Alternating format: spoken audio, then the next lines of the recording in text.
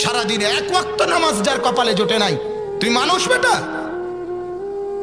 ইনসান তুমি? এটা সন্তান হইল? এটা মুসলমানের ঘর হইল বাজার? আল্লাহর কসম, ওই ঘরওয়ালারা চিৎকার করে কাঁদা উচিত। ওই মায়ের ঘুম হারাম হয়ে যাওয়ার কথা উচিত ছিল, যে মা চোখের সামনে দেখতেছে আমার ছেলে এক ওয়াক্ত নামাজ পড়ে না। ওই মা ভাত রান্দা তো পরের কথা, মা পাগল হয়ে কাঁদা দরকার ছিল যে হায় আমার কি হবে, আমি কেন আইলাম দুনিয়ায়, কারে বুকে কারে কলিজার মধ্যে পেটের মধ্যে লালন করি। আর আমাদের হাফেজে কোরআন, হ্যাঁ আমরা বলি শোনো মিয়া, দুনিয়ার মধ্যে যেমন বলে না যে কিমার ফেডারে কোল হইছে, যে মা তারে গর্ভে ধারণ করছে তেও তো ধন্য, কয় কি না? এ আল্লাহ বলবে হাসরের ময়দানে, ফেরেশতারা আমার হাফেজে কোরআনকে পেটে ধারণ করছে যেই মা, ওরে ডাক দে নূরের মুকুট পরা। আর বাবারে ডাক দে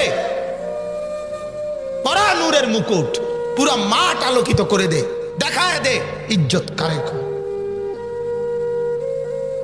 ফেরেশতার কাছে ডাক্তার সাহেবের মা বাবা ইয়ে করবে, এই ফেরেশতা আমি ডাক্তারের বাবা মা। হ্যাঁ, ফেরেশতা বলবে খানা নাই, এদিকে যা, লাইনে থাকেন।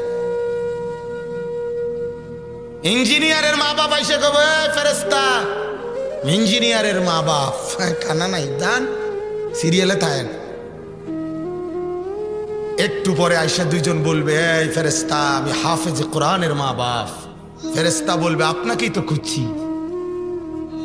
এই ফেরেশতা নাও নূরের মুকুট লাগাও, ভিআইপি সম্মান দিয়ে ওদেরকে পুরো হাসরের মাঠ আলোকিত করে দাও।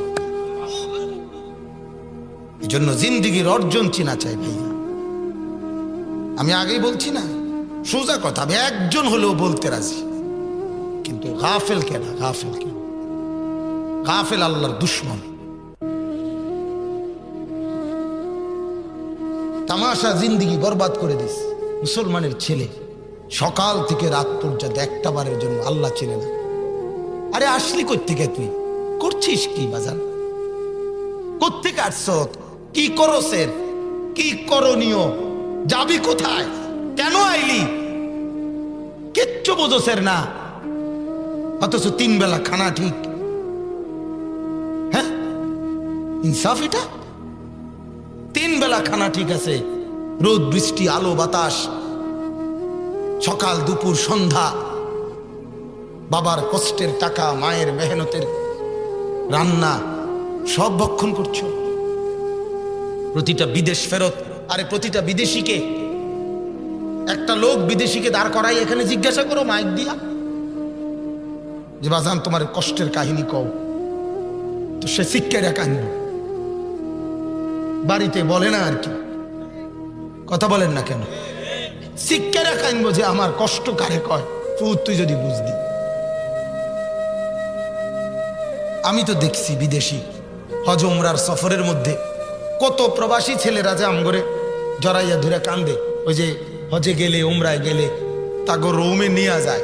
কিসের রোম?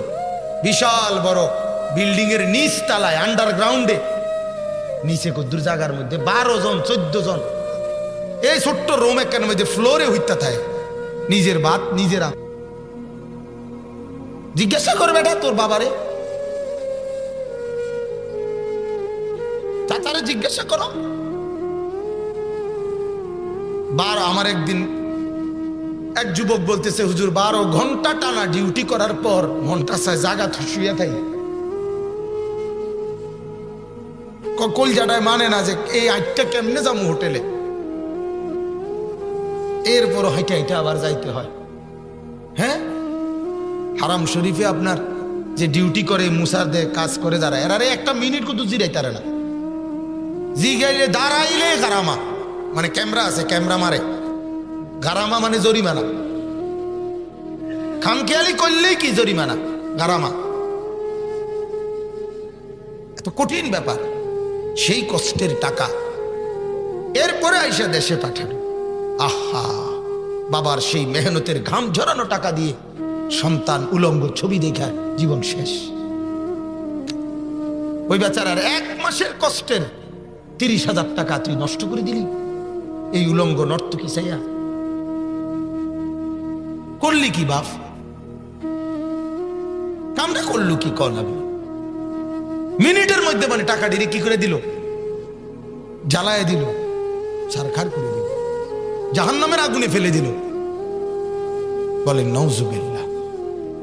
আমার বাবারে আমি জীবনে একবার জীবনে আব্বারে আমি শুধু বলছিলাম, আব্বা আমি এই মাদ্রাসায় পড়তাম না, মানে একটা মাদ্রাসার ব্যাপারে আর কি, মাদ্রাসার ফরুম কিন্তু এটা তার পড়তাম না।